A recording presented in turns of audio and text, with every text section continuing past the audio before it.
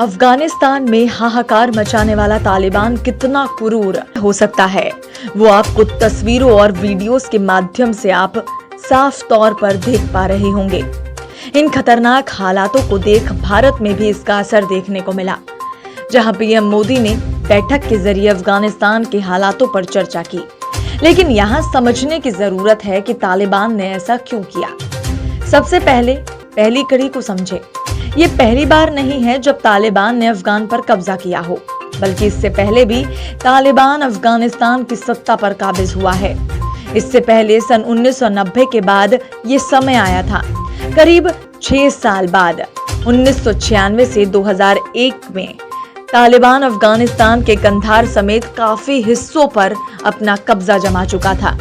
कुल मिलाकर इस देश के अधिकतर हिस्से में इसका ही शासन था। उस वक्त केवल 3 इस्लामिक देशों ने ही इस सरकार को मान्यता दी थी, जिनमें सबसे पहले पाकिस्तान, सऊदी अरब और संयुक्त अरब अमीरात शामिल था। जो बाइडेन ने 14 अप्रैल 2021 को ऐलान किया कि 1 मई से अमेरिकी फौजों की अफगानिस्तान से अपने देश में वापसी शुरू हो जाएगी और 31 अगस्त तक पूरी तरह से वो दाखिल हो जाएंगे। अब इस ऐलान के बाद तालिबान को सत्ता में आने का मौका नजर आ गया। बिना मौका गंवाए 11 जून 2021 को अफगान सरकार के खिलाफ लड़ाई की शुरुआत करते हुए तालिबान ने काबुल के नजदीक नेरखे जिले पर कब्जा कर लिया। ठीक 10 दिन बाद अफगानिस्तान में तालिबान लगातार कब्जा कर रहा था। इसके बाद अफगानिस्तान में संयुक्त राष्ट्र के विशेष दूत ने कहा कि तालिबान ने 370 में से 50 जिलों पर कब्जा कर लिया है। अफगानिस्तान के इस मुश्किल समय में अमेरिकी फौजों ने चुपचाप बगराम हवाई अड्डे को खाली कर दिया। अमेरिकी सैनिक रातों रात वहां से चले गए। इसके बाद तालिबान और ज्यादा आक्रामक हो गया।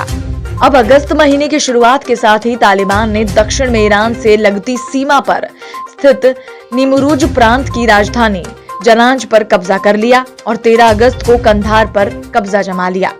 फिर अगले दिन यानी कि 14 अगस्त को उत्तर के सबसे बड़े शहर मजार शरीफ पर तालिबानी झंडा फहराया। फिर अगले ही दिन यानी कि 14 अगस्त को उत्तर के सबसे बड़े शहर मजार शरीफ पर तालिबानी झंडा फहराया गया।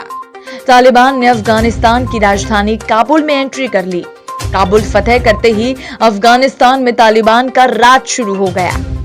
काबुल में तालिबानियों की एंट्री के साथ ही राष्ट्रपति अशरफ गनी ने देश छोड़ दिया। अमेरिकी और अन्य पश्चिमी देशों के कर्मचारी भी काबुल से निकल गए और तालिबान के कमांडर राष्ट्रपति भवन में घुस गए। अब तालिबान के इस रुख पर ऐसे कई देश हैं जो उसका साथ निभाने में सबसे आगे हैं।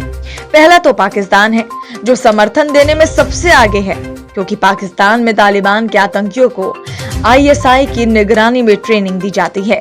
वहीं पाकिस्तान के प्रधानमंत्री इमरान खान ने अपने बयान में साफ तौर पर कहा है कि तालिबान ने काबुल पर कब्जा कर वर्षों पुरानी गुलामी की जंजीरें तोड़ दी हैं। अब दूसरे नंबर पर सऊदी अरब और UAE का नाम सामने आ रहा है। वहीं चीन, रूस और तुर्की की बात की जाए तो ये तीनों ही देश तालिबान के संपर्क में हैं। चीन और रूस ने हाल ही में तालिबान के साथ वार्ता भी की है। तुर्की राष्ट्रपति ने भी साफ कह दिया है कि वो कुछ ही दिनों में तालिबान के साथ बैठक करने वाले हैं।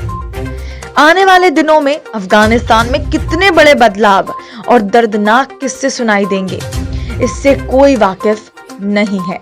वीडियो को लाइक शेयर करके आपके अपने चैनल को सब्सक्राइब करना बिल्कुल